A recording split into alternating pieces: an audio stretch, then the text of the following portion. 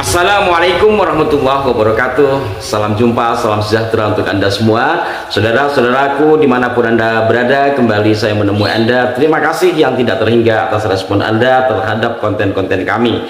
Edisi kali ini saya akan memberikan jawaban terhadap seorang sahabat saya, seorang Gus yang mengirimkan video unduhan dari Sayyid Muhsin Official ya. Padahal saya itu jadi subscribernya Sayyid Muhsin, walaupun belakangan ini saya kurang waktu untuk menonton secara tuntas ya.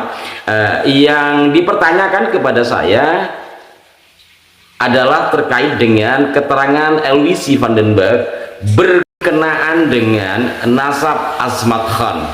Agar lebih mudah dipahami, ada baiknya kita simak dari paparan Sayyid Muhsin Official.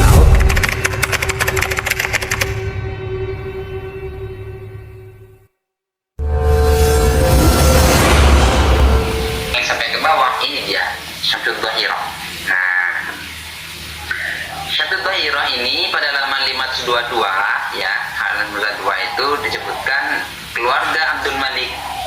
Abdul Malik hijrah ke Abdul Malik bin Alwi yang dikenal dengan Alwi Amil Pagi, itu hijrah ya, hijrah dan tersebar keturunannya dan ya sampai ke apa ya, ila Jazair Syarqil Aqsa, sampai ke wilayah timur, jazirah timur, kepulauan timur dunia. Gitu. Nah, coba nih perhatikan. Qala al-mustasriku al-Hulandi van den Berg fi kitabih al-Mustawtanat al-Arabiyyah fil Hindi Syarqiyyah. Nah, jadi Abdul Malik ini disebut punya keturunan sampai ke Jawa, ke Indonesia, ke Nusantara, yaitu berdasarkan ini, nah, Van den Berg ini. Ya, fa inna uswata ali Abdul Malik mawjuda bil Hindi wa talaqaba hunaka bi Ali, mereka bergelar Ali Azamat Khan. Nah, nih coba. Jadi ya ternyata mungkin ya maksudnya itu Abdul Malik yang di sejarah tadi itu leluhurnya, tapi kan kitab ini kan nggak dipakai gitu ya, nggak dipakai.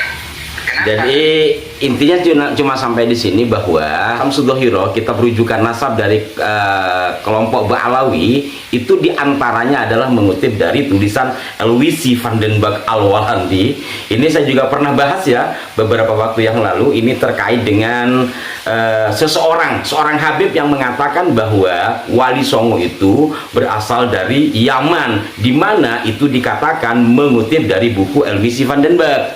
Ternyata di buku Elwisi van den Berg malah tidak ada.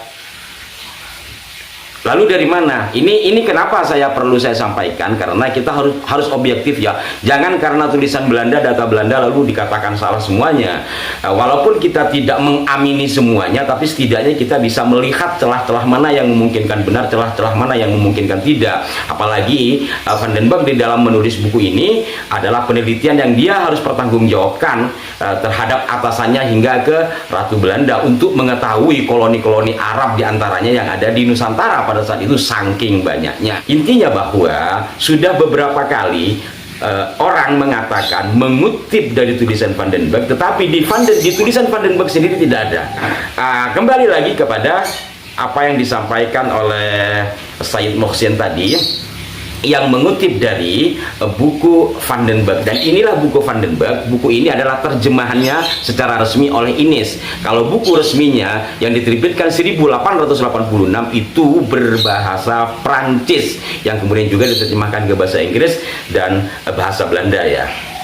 Di sini memang dijelaskan, diurai, tetapi itu bukan hasil karangan Van den Berg. Van den Berg melakukan penelitian, mewawancarai orang Arab, bahkan surat-surat yang dari Hadramaut ke sini itu dia baca gitu. Dan di dalam melakukan penelitian observasi untuk di Batavia, Van den Berg ditemani seorang Arab Hadramaut bernama Hasan bin Muhammad Babahir, yang juga untuk urusan peta dan beberapa hal lainnya dibantu oleh Habib Usman bin Yahya. Nah, khusus terhadap silsilah Ba'alawi atau Alawiyin di sini ditulis. Di sini Van den Berg memulai kisahnya dari pengkelasan sosial 4 golongan yang ada di Nusantara atau imigran Hadramaut yang ada di Nusantara, mulai dari golongan sayyid, menengah, kemudian pribumi, dan budak serta pembantu. Dia memulai dari golongan sayyid. Dalam mengurai golongan sayyid, dia menjelaskan siapa itu sayyid. Sayyid itu adalah begini-begini. Saya akan bacakan saja untuk lebih jelasnya. Keluarga sayyid yang juga tinggal di berbagai wilayah lebih menarik untuk dibahas, bukan karena pengaruh politik dan organisasi mereka, namun lebih lagi karena genealogi mereka paling jelas. Di dalam keluarga-keluarga itu selalu dapat ditemui catatan genealogi para anggotanya, bahkan yang menetap di Nusantara dan menduduki posisi sosial yang cukup tinggi. Secara cermat meminta dicatatkan oleh munsib mereka di Hadramaut kelahiran dan kematian yang terjadi di rumah mereka, khususnya keluarga Syekh Abu Bakar yang sangat memperhatikan catatan genealoginya dan genealogi kaum sayyid pada umumnya. Paling tidak kepada saya pernah diperlihatkan di rumah-rumah anggota keluarga mereka sejumlah catatan genealogi yang disalin dari aslinya di Hadramaut dan diteruskan secara cermat. Dari sini kita bisa melihat bahwa Van den Berg mewawancarai Syekh Abu Bakar ini. Dikatakan paling tidak paling menarik untuk melihat genealogi itu dari golongan sayyid, karena hampir di setiap rumah ada catatannya, paling tidak yang diperlihatkan kepada saya, begitu kata Van den Berg, yakni dari Syekh Abu Bakar. Tetapi den Berg juga tidak menjelaskan Syekh Abu Bakar ini tinggal di mana dan seperti apa ya sebagai narasumbernya, tapi setidaknya bisa kita ngambil benang merahnya. Keterangan tentang genealogi sayyid diantaranya adalah mengambil dari Syekh Abu Bakar ini. Saya lanjutkan. Nenek moyang golongan sayyid di Hadramaut adalah seorang yang bernama Ahmad bin Isa yang dijuluki Al-Muhajir. Di sini ada catatan kaki nomor 7. Van den Berg mengatakan, memberikan keterangan, jangan dirancukan dengan Ahmad bin Isa yang di Hadramaut juga yang bergelar Amuddin. Jadi pada masa itu ada 2 Ahmad bin Isa. Ini saya perlu saya sebutkan karena terkait dengan genealogi mereka yang sedang ramai ini ya. Baik, saya lanjutkan lagi. Nenek moyang golongan sayyid di Hadramaut adalah seorang yang bernama Ahmad bin Isa yang dijuluki Al-Muhajir, yang menurut tradisi telah menetap di negeri itu selama 10 abad. Ia berasal dari Basra dan pindah bersama nenek moyang ke-80 keluarga yang baru saja saya sebutkan. Saya menilai bahwa legenda perpindahan mereka tidak menarik untuk dikisahkan di sini, apalagi tampaknya legenda itu berasal dari zaman modern. Jadi Van den Berg juga tidak tertarik. Kan kita kalau dalam kisah-kisah kekeramatan mereka kenapa pindah begitu, itu sudah umum pada 1800-an dikisahkan oleh narasumber den Berg, tapi den Berg tidak mau mengisahkan karena itu dianggap legenda dan itu dianggap baru. Dianggap kisah modern, itu berarti baru dibuat lah gitu ya. Saya lanjutkan. Genealogi Sayyid Ahmad adalah sebagai berikut: bin Isa bin Muhammad An-Nakib bin Ali Uraidi bin Ja'far Shadiq bin Muhammad Bakir bin Ali Zainal Abidin bin Husain. Untuk membedakannya dengan golongan sayyid yang lain, mereka yang menetap di Hadramaut disebut keturunan Alwi, cucu Ahmad bin Isa. 7 generasi setelah Ahmad bin Isa, genealogi golongan sayyid bercabang 2 dengan 2 putra Muhammad yang dijuluki Sahib Mirbat atau Sahib Robat di sini ditulis. Setelah Nah, setelah pemilahan pertama itu, tampak di dalam genealogi bahwa golongan Sayyid semakin terbagi menjadi keluarga-keluarga yang terpisah. Saya akan menyenaraikan nama keluarga-keluarga itu karena mereka masih hidup hingga kini dan karena keturunan mereka diakui asli, mulai dari Al-Saqqaf ya, jelas mulai dari Al-Saqqaf sampai terakhir di sini Al-Mukhdar, marga-marga Sayyid yang terpisah tadi itu.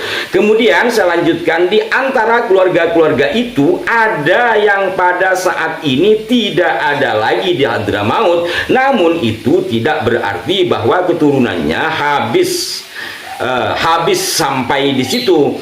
Misalnya keluarga Abdul Malik masih ada dan berdiam di India jajahan Inggris dengan keturunan dengan sebutan Al Asmat Khan. Demikian pula halnya dengan keturunan keluarga Basyaiban yang masih ada di Pulau Jawa dan keturunan keluarga Al-Qadri di Pontianak. Nama-nama di dalam keluarga Sayyid adalah nama keluarga masing-masing. Jadi dengan sendirinya tanpa kata Al, misalnya Muhammad bin Ahmad As-Saqqaf, Muhammad bin Ahmad Ba'agil dan sebagainya. Hanya anggota keluarga Syekh Abu Bakar yang menambahkan kata bin untuk membentuk nama keluarga. Misalnya Muhammad bin Ahmad bin Syekh Abu Bakar. Hanya pada batasan ini yang ditulis oleh Van den Berg. Selebihnya dia mengurai tentang kelompok-kelompok dari suku-suku di Hadramaut yang bermigrasi ke Nusantara. Dari mana sumbernya? Tentu dia mewawancarai tokoh-tokoh Arab Hadramaut yang bermigrasi ke Nusantara pada saat itu, dan antara lain dia ditemani oleh Hasan bin Muhammad Babahir.